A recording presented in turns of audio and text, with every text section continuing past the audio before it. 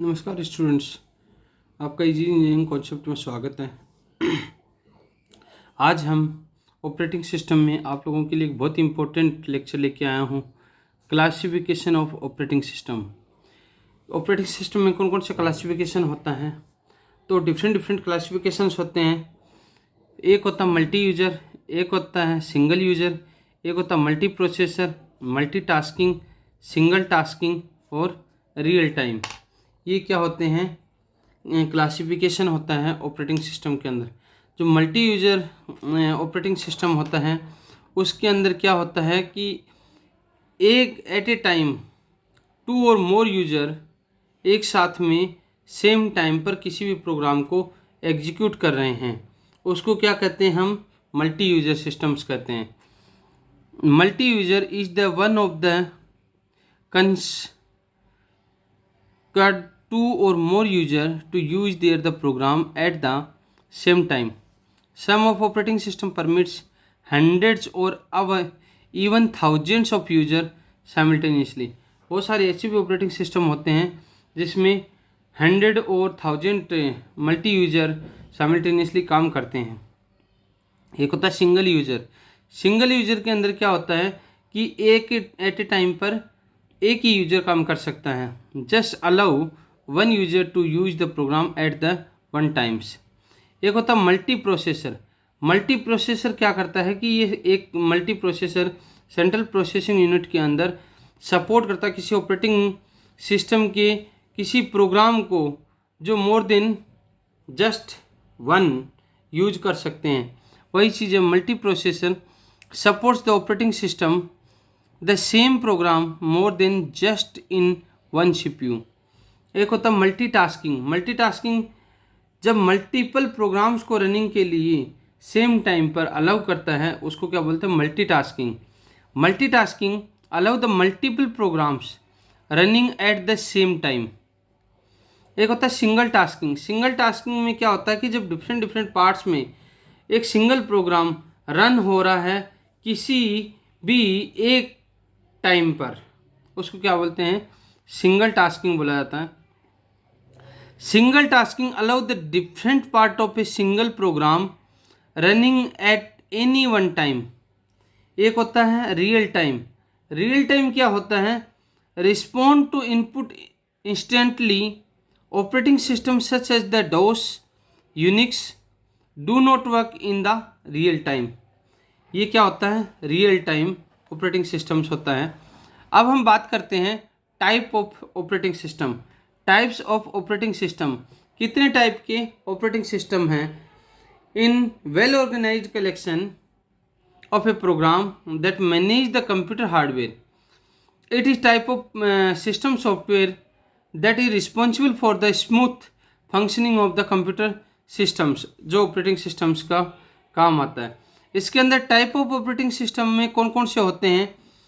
जैसे पहला होता है multitasking operating system, multi processing operating system, time scheduling operating system, होता है multi programming batch operating system, simple batch operating system, distributed operating system, और एक होता है network operating system. These all are types of networking in operating systems.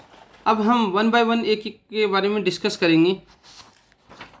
तो सबसे पहले हम बात करते हैं बैच ऑपरेटिंग सिस्टम्स के बारे में। What is the batch operating system? Batch operating system 1970s में ये एक पॉपुलर टेक्निक हुई थी, इस्तेमाल हुई थी। इसके अंदर सिंपली हम डिफरेंट टाइप्स की जॉब्स को एक बैच के रूप में एग्जीक्यूट करते हैं किसी टाइम के साथ साथ में, जिसको हम सिंगल कंप्यूटर सिस्टम पे हम इसको यूटिलाइज कर सकते हैं।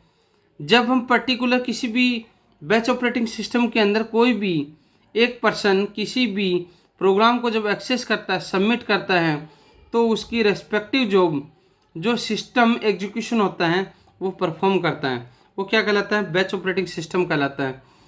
Batch operating system in 1970 batch processing was very popular. In this the technique similar type of jobs were batched together and executed in time. People were used to having a single computer which was called a mainframe. In batch operating system, access is given to more than one person. They submit their respective job to the system for the executions. The system put all the jobs in the queue on the basis of the first come first serve and then execute the job one by one. The user collect the respective output when all jobs get executed. दूसरी चीज़ हम बात करते हैं, किस तरीके से हम बात करते हैं बैच ऑपरेटिंग सिस्टम के बारे में। एक मेरे पास में पर्टिकुलर जॉब्स होता है, जॉब्स मीन्स कोई भी टास्क, जो पर्टिकुलर बैच ऑपरेटिंग सिस्टम के अंदर जो मल्टीपल जॉब्स होती हैं उनके साथ में कनेक्टेड होता है। जो फर्स्ट क्या होता है, रिक्वेस्ट देता है, दूसरा क्या होता है, रिस्पॉन्स। इसके अंदर क्या होता है, ये एक ऑपरेटिंग सिस्टम होता है जो पर्टिकुलर किस पे इंस्टॉल होता है, मॉनिटर पे। एक ये क्या होता है, हार्डवेयर। ये हार्डवेयर और पर्टिकुलर यूजर के बीच में इंटरेक्शन प्रोवाइड करवाने का काम कौन करता है, बैच ऑपरेटिंग सिस्टम करता है। The purpose of this operating system was mainly to transfer control from one job to another as soon as the job was completed. It contained a small set of program called the resident monitor that always reside in one part of the main memory. The remaining part is used for the servicing jobs. दूसरी चीज क्या होता है इसके अंदर,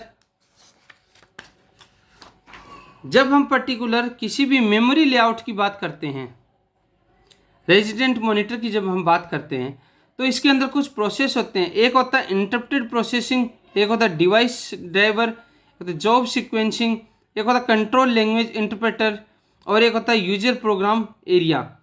जिसके अंदर अपर 5 layers जो होती हैं, interrupt processing, device driver, job sequencing, control language interpreter, ये किसके अंदर आते हैं, मॉनिटर के अंदर आते हैं। और इसके बाद में जो लास्ट होता है यूजर प्रोग्राम एरिया, इसको क्या बोला जाता है, बाउंड्री एरिया। ये पर्टिकुलर क्या है, memory layout of the resident monitors. अब इसके बैच ऑपरेटिंग सिस्टम के बेनिफिट्स क्या होते हैं। Advantage of batch operating system, the use of the resident monitor improve computer efficiency as it eliminates the CPU time between two jobs. Disadvantage of batch operating system, पहला होता है starvation. Batch processing suffers from the starvation. For example,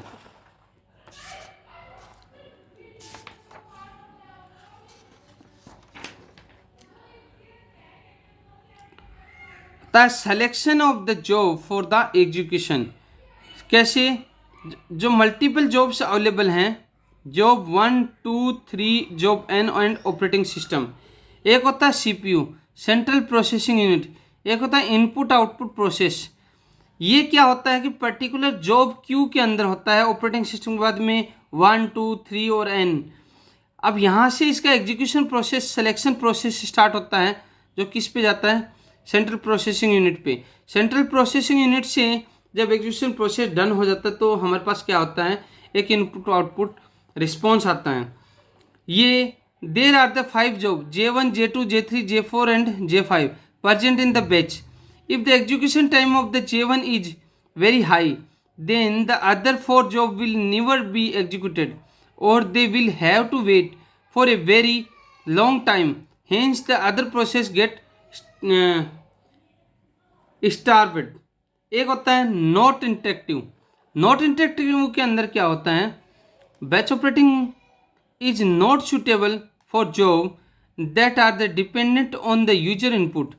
If a job requires the input of the 2 number from the console, then it will never get it in the batch processing scenario since the user it is not present at the time of executions. एक होता है multi programming operating system. Multi programming operating system क्या होता है कि जब particular किसी भी ऑपरेटिंग सिस्टम के अंदर मल्टीपल प्रोग्राम्स जब एग्जीक्यूट होते हैं तो उसके अंदर जब कोई भी बिजी प्रोसेस होता है तो उसके अंदर नीड्स होती है टू टाइप के सिस्टम्स की। एक होता है सीपीयू, एक होता है इनपुट आउटपुट टाइम। तो इन्हीं सारी चीज़ों के बारे में multi programming is an extension to batch processing where the CPU is always kept by each process needed two type of system time: central processing unit time and input output time.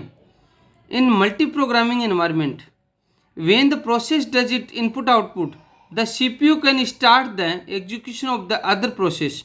Therefore, the multi-programming improve the efficiency of the systems.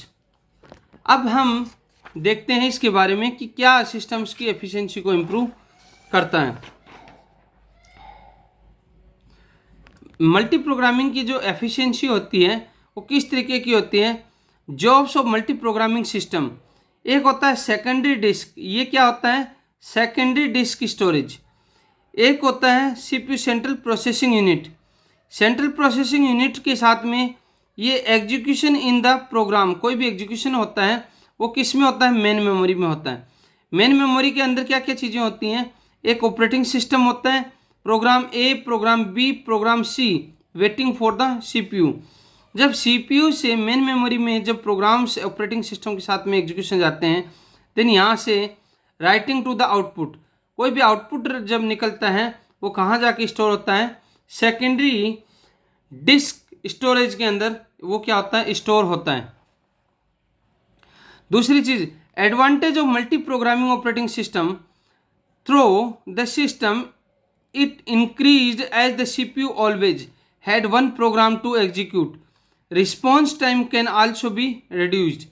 एक होता है disadvantage of multi programming operating system. इसके अंदर क्या होता है? Multi programming system provides an environment in which various system resource are used efficiently but they do not provide any user interaction with the computer systems.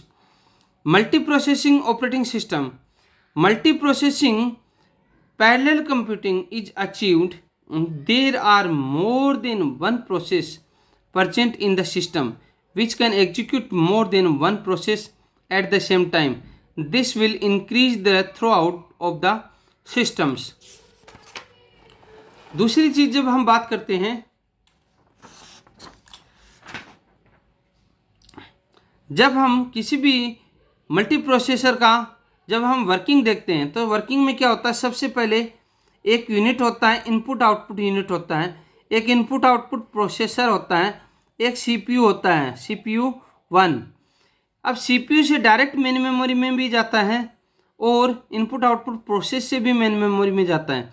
यहाँ main memory, यहाँ CPU 2 से भी main memory में आता है और यहाँ main memory से प्रोसेसर, इनपुट आउटपुट प्रोसेसर पे भी प्रोसेस होती है और जो फाइनली यूनिट आता है इनपुट आउटपुट यूनिट्स आता है। ये हमारा होता है working of multi processor systems, एक साथ में बहुत सारे प्रोसेस करते हैं। Types of multi processing systems, कितने टाइप के होते हैं? There are 2 types. एक होता है symmetrical multi processing operating system, एक होता है asymmetric multi processing operating system. इसके अंदर इसके क्या क्या एडवांटेज होते हैं? Advantage of multi processing operating system में इसके एडवांटेज होते हैं, एक होता है increase reliability, increase throughput. तो रिलायबिलिटी क्या होता है? जब किसी भी मल्टी प्रोसेसिंग सिस्टम के अंदर कोई भी प्रोसेस जब हम डिस्ट्रीब्यूट हो रहा है अमंग द सर्वर, तो उसकी रिलायबिलिटी होती है वो क्या होता है? इंक्रीज होता है। उसकी प्रोसेस जब किसी भी तरीके से फेल हो जाती है तो वो एक अनदर प्रोसेस को वो कंपटीशन के अंदर लेके आ जाता है। Increase the reliability due to the multi processing system, processing task can be distributed among the several process. This increased reliability as if one process fails, the task can be given to another processor for the completion. एक होता है increase throughput, as the several processor increase more work can be done in less. Disadvantage of multiprocessing operating system, जब multi process operating system की क्या क्या disadvantage हो सकते हैं इसके बारे में हम बात करते हैं। ये सारा का सारा हमारा प्रोसेस था। अब हम बात करते हैं